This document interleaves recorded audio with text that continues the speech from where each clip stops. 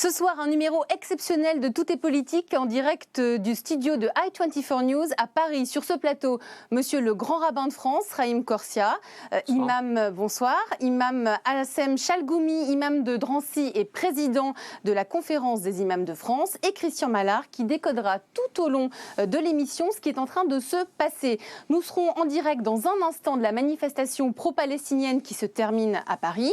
Et puis en seconde partie de l'émission, d'autres invités, Geoffroy Didier, secrétaire général adjoint de l'UMP, Gwendal Reuillard, député socialiste de Bretagne, émissaire de François Hollande pour le Moyen-Orient, ainsi que Pierre Tartakovsky, président de la Ligue des droits de l'homme. Bonsoir à toutes et à tous. Après les violents débordements de samedi des manifestations pro-palestiniennes interdites à Barbès et à Sarcelles, Marie Cartier, vous êtes en direct de la manifestation pro-palestinienne autorisée par le ministre de l'Intérieur. Elle touche à sa fin. Quel est le premier bilan que vous pouvez établir ? Bonsoir Elisabeth, oui, la manifestation s'est terminée et s'est déroulée plutôt dans le calme. Plus de 10 000 personnes selon les organisateurs scandant des slogans anti-Israël, Israël assassin, certains très jeunes et très remontés, souvent masqués, ont brûlé un drapeau israélien sous les vivas. Beaucoup d'agressivité verbale, mais pas de débordement. Il faut dire que le cortège était extrêmement encadré. 15 000 gendarmes et policiers anti-émeutes étaient postés à chaque coin de rue. Les organisateurs voulaient donner une image pacifique de soutien à la cause palestinienne. Parmi eux, le Parti communiste français, le nouveau parti capitaliste, les Verts ou la CGT. Tous avaient leur propre service d'ordre, plutôt efficace pour la manifestation de ce soir. Ils ont demandé d'ailleurs à tous les manifestants de se disperser, mais pour l'heure, ils sont encore extrêmement nombreux sur l'esplanade des Invalides. Merci Marie Cartier. Vous étiez donc en direct de cette manifestation qui touche à sa fin. Imam Chalgoumi, je commence avec vous. Cette manifestation, selon vous, est-elle une réussite ? Il était temps ? C'est pas question de réussite, quand même. Se manifester, c'est un droit. C'est un droit dans les pays démocrates. Mais quelles conditions aussi ? S'il y a des appels à la haine et des slogans, malheureusement... On les a entendus avec Marie Cartier. Ça, non. Je peux être pro-palestinien. Je soutiens le peuple palestinien pour avoir un État, pour avoir plein de choses, mais d'avoir en même temps cette haine, je trouve que c'est un peu contradictoire avec la cause palestinienne. Donc vous n'avez pas manifesté aujourd'hui ? Je prie pour Palestine, je prie pour la paix entre le peuple israélien et palestinien, que je connais très très bien ces deux peuples-là. Je connais très très bien, j'ai visité plusieurs fois Israël et Palestine, Ramallah surtout, cette côté. Je suis là pour prier. Il y en a, ils préfèrent soutenir par un moyen comme celui des manifestations, mais malheureusement les manifestations, celles de Barbès et celles de Sarcelles, c'est pas du tout, elle peut ajouter ou aider la cause palestinienne. Christian ? Je voudrais poser une question à notre ami l'imam, puis à monsieur le rabbin, de façon un peu abrupte. Est-ce qu'il n'y a quand même pas, malgré tout, dans ces manifestations, on a vu encore quand même aujourd'hui un drapeau du Hezbollah, un drapeau du djihad islamique, est-ce qu'il n'y a pas une connotation religieuse ? Et j'en arrive parfois à me demander, quand je vois l'évolution de la situation entre l'Iran qui soutient le Hezbollah, le Hamas, le Qatar qui soutient le Hamas et qui le finance, s'il n'y a pas une volonté quand même, ce sont des gens qui ne veulent pas reconnaître le droit à l'existence d'Israël. Et donc, je me dis quand même, quelque part, qu'on est peut-être dans une guerre de religion, clash des civilisations, ce qu'a écrit M. Huntington, où j'exagère, ou est-ce qu'on est un peu dans cette mouvance-là ? Moi, je trouve que le conflit politique n'a rien à voir à la religion. Uniquement politique. Absolument, c'est un conflit politique. Mais pardonnez-moi, mais quand on parle de Qatar, elle utilise les frères musulmans, elle utilise Hamas à des fins politiques. Ils ont une apparence religieuse, mais la réalité de fond politique avec d'inspiration. Qu'on trouve le Mollah, ce régime iranien, qui utilise Hezbollah aussi. Mais c'est le religieux qui s'est emparé du politique. Tout à fait, mais il n'a rien à voir à la religion elle-même. Et ce sens de la religion, je trouve malheureusement, il est plus manipulé. Monsieur le grand rabbin, pensez-vous que la religion a sa place dans cette crise ? Évidemment non. D'abord parce que ce serait peut-être presque l'inverse, c'est-à-dire que c'est le politique qui instrumentalise la religion pour enflammer des foules, pour jouer sur un absolu. La religion est présentée par certains comme un absolu. En disant, voilà, notre religion nous dit de faire ou de dire. Moi, je pense que le temps religieux, moi, je ne suis pas musulman, mais je pense que le temps religieux pour l'islam, c'est de célébrer le ramadan, c'est de se faire une introspection personnelle, et je trouve que les imams devraient plutôt qu'appeler à telle ou telle manifestation, mais c'est mon avis très humble, il y a un temps pour la prière, il y a un temps pour le jeûne, et il y a un temps pour espérer la paix partout. Et dans le judaïsme, comme dans toutes les religions, on prie et on essaie d'agir pour la paix. Maintenant, je sais qu'en France, ça n'a rien à voir avec la religion. La meilleure des preuves, c'est que vous rappeliez tout à l'heure que dans le défilé d'aujourd'hui, il y a le Parti communiste. Alors si le Parti communiste était maintenant plutôt proche d'une religion, ça me gênerait dans l'idée que je me fais du Parti communiste. On voit bien que les éléments, y compris dans les défilés ou dans les émeutes, parce qu'on ne peut pas parler de manifestations, d'abord parce qu'elles étaient interdites, et parce que la réalité c'est que c'était des émeutes tant à Barbès qu'à Sarcelles, c'est qu'il y avait aussi des émeutiers qui étaient absolument pas manifestement engagés dans une religion. Je ne pense pas que le NPA soit engagé dans une religion. Donc on voit bien qu'il y a plutôt une lutte contre le système ici, qui prend n'importe quel prétexte, c'est ce qui peut se passer ici ou là, pour mettre à feu et à sang la société. Imam Chalgoumi, vous êtes quand même un imam qualifié de l'imam modéré, l'imam de la tolérance, du respect de l'autre. Est-ce qu'il n'y a quand même pas, à votre connaissance, en France, moi je me souviens de rapports qui étaient sortis il y a quelques années, qui nous parlaient de mosquées qui incitaient à la lutte contre Israël, au djihad, même à la guerre sainte. Est-ce que ça existe encore aujourd'hui? Parce qu'on me parlait, je ne citerai pas les 2 mosquées qu'on m'avait nommées à l'époque, mais enfin, moi, dans les rapports officiels du ministère de l'Intérieur, on parlait de 2 mosquées où les imams étaient considérés comme des va-t-en-guerre. Comme vous avez dit, 2 mosquées, mais quand on compare avec 2000, quand même, heureusement, on a encore de l'espoir. Il y en a quelques-uns, mais c'est rare. Heureusement, il y a le surveillance par rapport au renseignement, service de renseignement. Et deuxièmement aussi, il y a une maturité chez les jeunes et chez les fidèles de ne pas accepter ces problèmes. Ils sont venus pour prier, pas pour la politique. Il y a quelques, malheureusement, défauts de Dieu. Là, on retourne aussi, qu'est-ce qu'elle a dit, monsieur le grand rabbin, à Sarcelles. Quand je regardais les vidéos hier soir, j'ai vu c'est des jeunes. C'est des caïds, pardonnez-moi. C'est des jeunes qui n'ont rien à voir à la religion. Des caïds, donc. Oh, tout à fait, absolument. C'est des bandits, chauffés. Mais qui est derrière eux? Est-ce qu'il n'y a pas des réseaux islamistes? Pardonnez-moi. Je ne nie pas que les frères musulmans, ils ont un objectif aussi par rapport à Israël et tout ça. Ça existe, ça, pardonnez-moi. Quel objectif? Un objectif d'utiliser le conflit à des fins politiques, à des fins financières. On sait très bien, alors, les mots vont suivre l'UF. Mais pour faire quoi? Pourquoi veulent-ils utiliser ce conflit? Parce que c'est une cause qu'elle rassemble. Il peut rassembler, il peut attirer les fidèles pour avoir plus de monde. Mais dans quel but, précisément? Dans le but, premièrement, avoir des finances, plus de fidèles, plus de moyens, plus des quêtes, plus d'aide. Et avec pour qui ces moyens pour en faire quoi? Ils vont faire plein de choses. Organiser une manifestation, organiser des congrès, des conférences. Mais ne veulent-ils pas renverser, j'ai envie de dire, la République, mais il y a quelque chose de... Renverser, quel est le faire des pressions sur le gouvernement, faire des chantages avec des hommes politiques, faire plein de choses qui est dédié aussi à avoir des relations avec tout ça. Mais en même temps aussi, la chose principale pour nous tous, que moi, l'une des personnes que je suis contre d'emporter le conflit, non, on est là pour exporter notre amitié.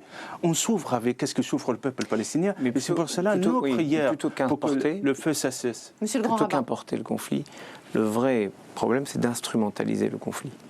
Parce qu'on voit bien comment certains utilisent le prétexte de ce conflit sans d'ailleurs rien en connaître, rien en comprendre, parce que n'importe quel pays devrait comprendre, n'importe qui devrait comprendre qu'on protège ses citoyens. Mais c'est vrai que les images sont insupportables, les images qu'on voit sont insupportables. Vous parlez de quelles images? Les images qu'on voit sans arrêt sur les chaînes d'information et qui montrent les bombardements. Non, les images qui sont montrées sur ce qui se passe à Gaza sont des images difficiles, dures, et il y a une part de responsabilité. Je ne dis pas qu'il faut censurer, à Dieu ne plaise. Vous parlez des images de Gaza. Mais je dis simplement que ces images, sans la contextualisation qu'impose le savoir pour comprendre comme vous comprenez, vous, qui est un journaliste aguerri, expérimenté, pour comprendre ce que disent réellement ces images et ce qui se cache derrière ces images.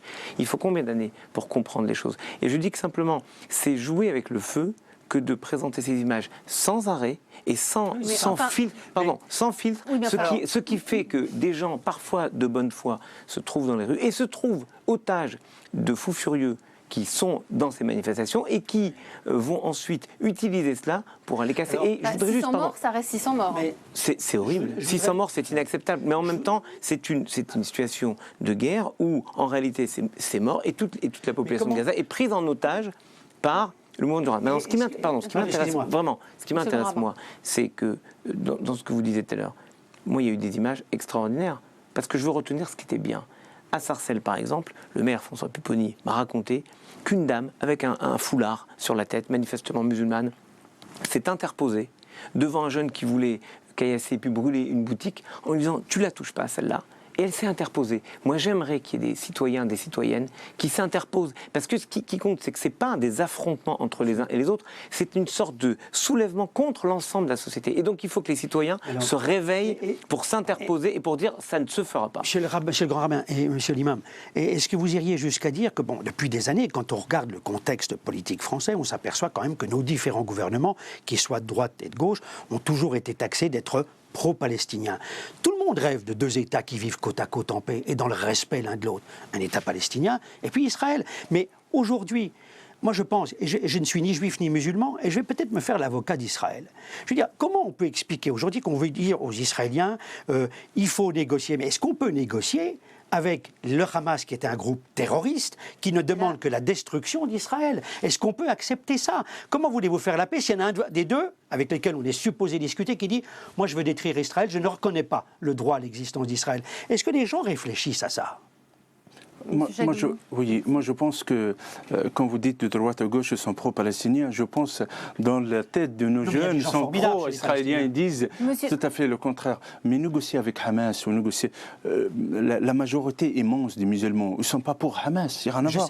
Quand ils sont touchés par des enfants qui sont morts, c'est ça qui le touche. Mais pour eux, juste une question, est-ce que vous, là, ce soir, sur le plateau de i24 News, vous pouvez vous engager à prendre une initiative là, avec monsieur le rabbin, pour manifester, par exemple, pour la paix, lancer un appel à manifester, mais pour la paix? Est-ce que vous pouvez être visible et avoir derrière vous des milliers de personnes qui vont vous suivre? Est-ce que vous pouvez vous engager là, maintenant, ce soir? J'ai déjà déclaré dans l'un des articles, je dis, au lieu d'être pro-palestinien, pro-israélien, pourquoi on ne sera pas pro la paix? Alors, est-ce que vous vous engagez là ce soir à appeler à manifester j'ai fait que avec ça, monsieur le grand rabbin de France? Que tout le monde puisse sortir ensemble par milliers. Tomber sur celui qui le fait vraiment.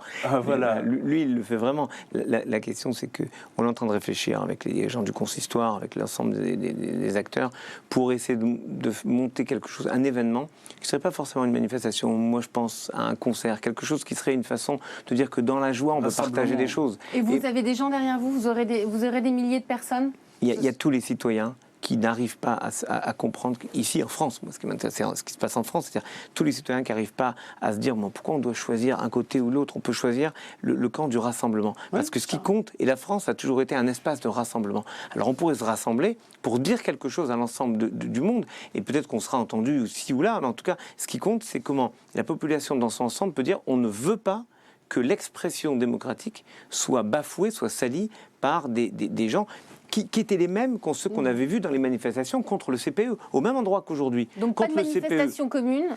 Il y aura forcément quelque chose. On se voit régulièrement. Nous étions ensemble. L'imam Chalgoumi était à Sarcelles et il est régulièrement auprès de la communauté juive pour partager une espérance commune. Je pense que l'ensemble de la société doit se mobiliser pour construire cette espérance commune. On va trouver l'événement, rassurez-vous. Prochainement. Si Dieu veut. Soir, vous pouvez si Dieu veut. Et vous me permettez de souhaiter on est presque à la fin du Ramadan, souhaiter bonne fin de Ramadan à l'imam Chalgoumi, parce que voilà une espérance spirituelle qui peut permettre au monde de se changer un tout petit peu. Quel regard portez-vous, ou quel jugement, il ne fallait pas là pour se juger, mais le regard que vous portez sur la position? Moi, il m'a semblé qu'au tout début de ce conflit, après l'enlèvement des 3 jeunes Israéliens, qui a été le début, l'assassinat, pardon, excusez-moi, enlèvement et assassinat, voilà, exactement, que dans la spontanéité, il y avait sans doute une forme de spontanéité chez le président Hollande pour dire mais Israël a le droit de se défendre face à des agresseurs, en face avec les roquettes, puisqu'après on a eu les roquettes, les missiles, et puis après il y a eu une sorte de rééquilibrage. On a l'impression que les autorités françaises ont eu peur de sortes de mesures de rétorsion de la part de milieux extrémistes musulmans, non? Moi, je peux vous dire que les autorités françaises, que ce soit le président de la République, le Premier ministre ou le ministre de l'Intérieur, le ministre des Affaires étrangères, tout le gouvernement, ont eu des mots très clairs pour à la fois justifier le fait qu'Israël se défende sa population, et ont eu des mots très touchants, d'ailleurs au moment de l'assassinat des 3 jeunes Israéliens, tout comme ils ont eu des mots très justes au moment de l'assassinat du jeune Palestinien que je ne voudrais pas oublier. Mais ce qui compte, c'est qu'ici, ils ont eu les mots justes pour dire qu'ici, on ne doit pas tolérer une sorte de haine des Juifs qui serait comme une sorte de bruit de fond de la société qu'on tolérerait parce que finalement il y a un niveau où c'est acceptable. C'est inacceptable et la présence du ministre de l'Intérieur sur place, le discours extraordinaire du Premier ministre au Veldiv, les mots du président sont très clairs en cela. C'est ce qui fait que la France n'est pas un pays antisémite. Mais comment vous expliquez que dans notre pays, la France, qui est quand même le pays des droits de l'homme, bon, naturellement, tout le monde peut critiquer en disant Israël a causé la mort de jeunes innocents, en effet, qui sont parfois même souvent pris en otage par le Hamas, et que finalement, les gens manifestent moins quand il s'agit des massacres perpétrés en Syrie ou en Irak. Ok. C'est une question que vous posez. C'est une question que vous posez. J'espère que le plus tôt possible, il cesse le feu. Il y aura la paix entre ces deux peuples-là. Il y aura moins de victimes, malheureusement, qu'on le voit actuellement. On se retrouve après un point sur l'actu dans la seconde partie de ce spécial Tout est politique. Merci, monsieur le grand rabbin de France, Haïm Corsia. Merci. Merci, Imam Chalgoumi. Choukran, merci. Christian, vous restez avec moi. Ah bon on se retrouve juste après un point sur l'info avec nos 3 autres invités.